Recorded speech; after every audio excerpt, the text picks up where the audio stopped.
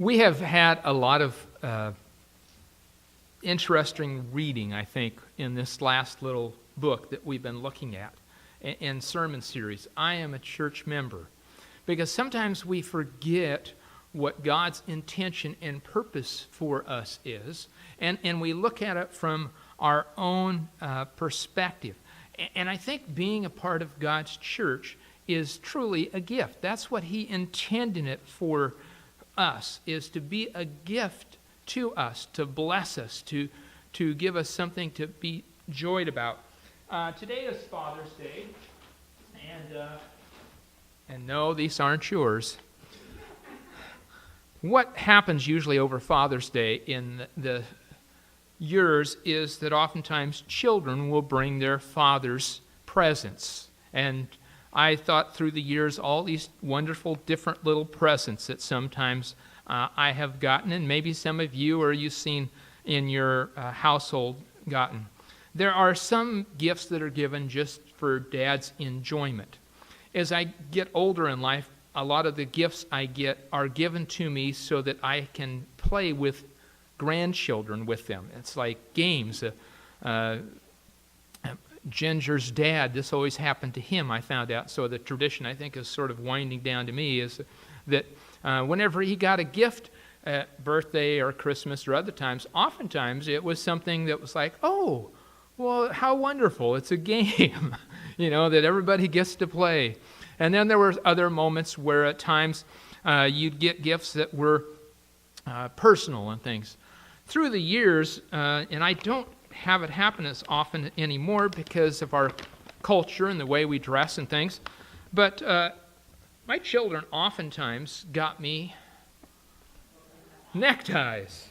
And so we have all kinds of different ones. This one was different dollar denominations that looked on it. Some of my more interesting ones, of course, is if you are a sports person, you would know that at least one of our children participated in this, which was soccer balls. And then there's always that other side that just... it's what some of us grew up watching in black and white. And it's cartoon characters.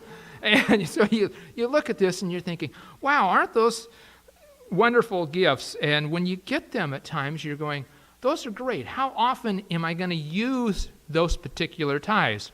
Especially when I was, in earlier years, a lot of times in suit and tie, or in just a slacks shirt and tie. And you're going, well, that doesn't really fit the occasion that I'm doing right now. Some weddings, maybe some of those would fit. Some funerals, maybe not. There would be times that they would be a gift that would be used more one place than another. But yet our Heavenly Father gives us so much. And we are given gifts from God to us. And one of those really is the gift that God gave to the world. That was Jesus Christ. And part of what we have to understand is what we have received from Him is that we have a gift that has been given to us. And we're going to look at that a little bit this morning. How many of you remember following in somebody's footsteps as you were growing up? You watched what they did, father or mother. You learned from them. How many of you have made something recipe-wise from memory for years because somebody else in a past generation did it this way, and you have made it this way, and you don't know why, but you have done it this way for years? Things are passed on. Written down or oral tradition often are cases of what we see in the Bible also, is that things that were important were either passed down orally, verbally, or by memory and repetition, or they were written down so that people would know that these are important. These are things that we feel are important that we want to share with the next generation. And so as we do that, oftentimes we have to realize that sometimes we get it right, and sometimes we don't always get it right when a gift is given to us? How many of you were told to write a thank you note when you were given a gift? How many of you? Now, I'm not going to ask for hands this next time, but how many of us were always good about doing that? Sometimes. And yet, we love getting gifts, but how many times have we said, thank you for the gift? Thank you for what you've done. God has done one of the greatest things for us that we'll ever see in human race by giving us Jesus Christ. And people, even when Jesus was walking on the face of the earth, didn't always understand what it meant to have that gift of being part of God's church, His body, His bride. And that's what we talk about, being part of His church. You think that's problematic just for our generations nowadays? I want you to look at a scripture that I thought this illustrates so well sometimes that we don't always get it right. And it's all right. We learn times from our mistakes. In Matthew's account, there is this request by the mother of two of Jesus' disciples. They wanted to be part of what Jesus was doing, His church, His kingdom. They wanted to be there. They wanted to be part of it. And yet they didn't even have the thing figured out. In Matthew's account, it says Then the mother of Zebedee's sons came to Jesus with her sons, and kneeling down, asked Him for a favor. How many of you mothers have ever gone out protecting your children? You wanted something for them. You figured out what it was that they should get. You ever heard a parent going to a teacher or a principal when they're saying, wait a minute, my children would never do anything wrong. They would never do something like that. We found out through the years that there are a few things our children did that we didn't find out till much later. Jesus' disciples in here were gathered in a group. And as they were there, and this woman came in front of him, it says, Jesus' words in verse 21 of this text says, "What is it you want?" he asked. And she said, "Grant that one of these two sons of mine may sit on your right or at your left in your kingdom." Do you think what she was asking? Was she asking that they could serve in the kingdom? Was she asking that they could wholeheartedly follow Jesus' example? Not especially. He answers, he says, "You don't know what you're asking." Jesus said to them, "Can you drink the cup I am going to drink?" "We can," they answered. They were thinking something different than what he was getting across to them at that time. Jesus said to them, "You will indeed drink from my cup, but to sit at my right or left is not for me to grant. Those places belong to those for whom they have been prepared by my Father." Now when the 10 heard this, remember there were 12 immediate disciples, it says they were pleased, happy. We can think of all kinds of terms. We don't always like to use this one because we're in church. We never would get this way, would we? It says in this translation, it says they were indignant with the two brothers. Why were they indignant? Any thoughts?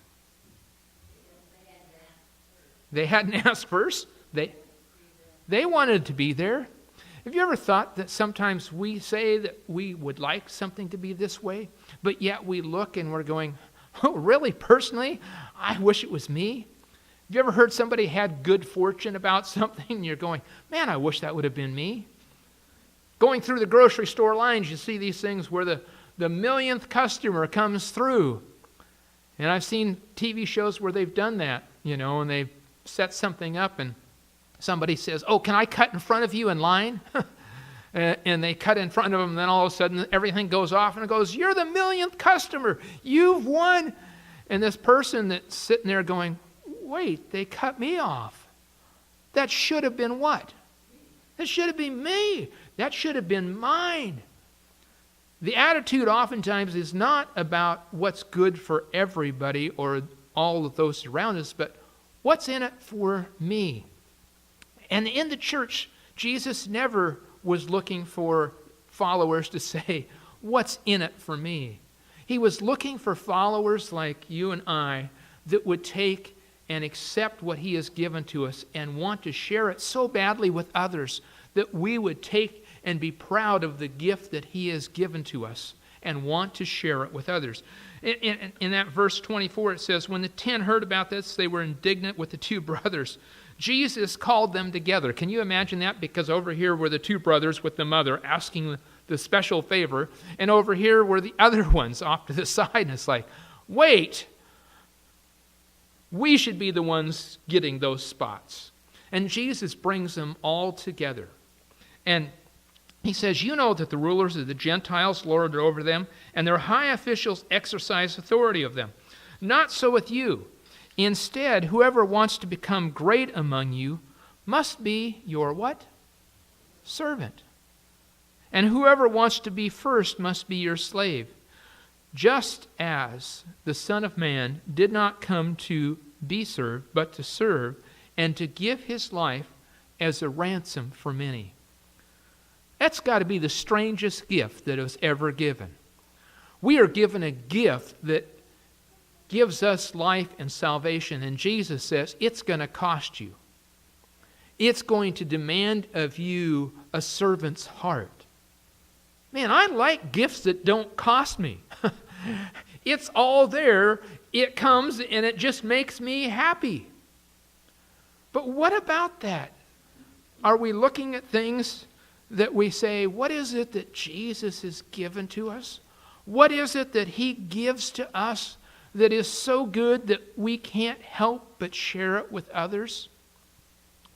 It is a gift of life that he gives to us. If you're opening up a bag of gifts, it's like you had a bag and you set it up and you're going, what is it that you would want Jesus to give to you in that gift? What is it that you would hope for? Sometimes we would think material possessions, wouldn't we? Man, if I had just had this, I would be happy. How many of you have stuff in storage you haven't seen in a year? In a closet, in a room someplace? Now, how happy has that made you? Sometimes we don't realize that it's not stuff that makes us happy, is it? Sometimes we wish we had a different job. I know preachers on every Monday morning, they quit up here. They're going, I would rather be doing anything else in the world, many of them would say. And many, year after year, quit because they're not finding the joy that they once did. Oftentimes, we have to look and we go, what is it the gift that we would want in our life? What is it that we want from Jesus so badly that it is good for us and it is good for others around us? My neckties, how good are those for people around me? Most of you would go, I'm not wearing that. Some of you say, I've never worn a tie in my life. Other times we would look and we're going, what is it that God really wants of us in the gift that he has given to us? What is it that serves both us and serves others as we are part of his church? I pull some names out, just thinking of a few, and we're going to put them up. What is in the gift that is so important to me? Maybe you'll think of some after I share these. I think the first one I'd pull out of the bag is what? The word life. He has given me life. What a joy that is. What a blessing that is that he gives me life each and every day. Not only that, but without Jesus, I wouldn't have this next one, which is hope. We live in a world that's in despair and with hopelessness in many people's minds and hearts. And we need the hope that Jesus gives to us. Another one that we really need, I think at times, is this one, which is joy. Sometimes what's fun is when we sing songs and it's talking about joy and happiness, and we look like we're stoics. I'll explain the word. Stoic is one who does not show emotions. It was something especially back in Jesus' time of some of the Greeks. There were ones who were called Stoics. They didn't express emotion or shouldn't express emotion. They didn't think anything should affect them. When we have something in life that brings us happiness or joy, what do? We smile. We get excited. And what Jesus gives to us is joy that can't be found in possessions or money or job or anything else. One of the things I need out of that bag, that gift that Jesus gives me, is I need this next one, which is forgiveness. And every day, God provides that for me. As I turn to Him, He forgives those things that I have done wrong when I come to Him and ask. Gives me a fresh slate, a new picture every day, a clean screen on my electronics that is not messed up with bunches of stuff. He gives that to me. I think one of the greatest things out of the bag is the word we use. It's called salvation. He gives me that hope beyond hope. He gives me hope eternally by what He does by sending Jesus for me. And that's a great gift. And because He does that, I can have the next one out of the bag, which is peace. Because without Jesus, I really don't have peace. We've had a lot of horrific things happen in our world. A lot of shootings, a lot of things that have gone on.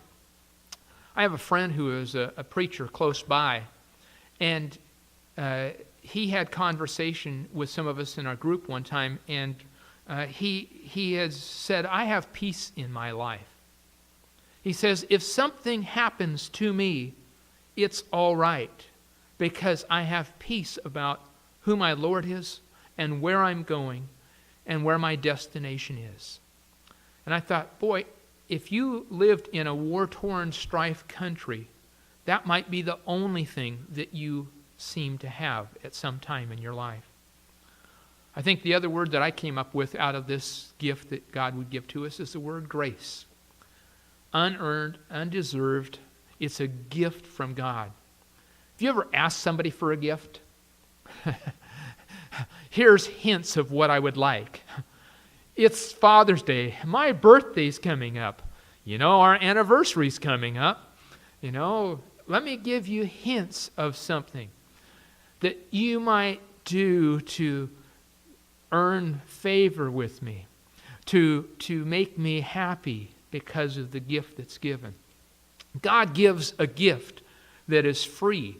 It's unconnected, unburdened. It is His that He wants to have us have. It is something that we have together in Him. When people came to Jesus, they came with great joy. When they heard the message of Jesus, there was hope in their heart. The story in the book of Acts tells how many people came to Jesus.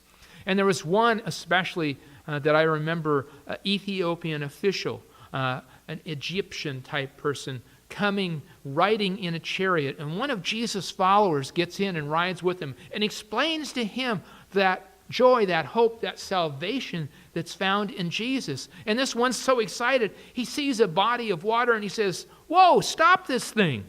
He says, what's stopping me from being baptized?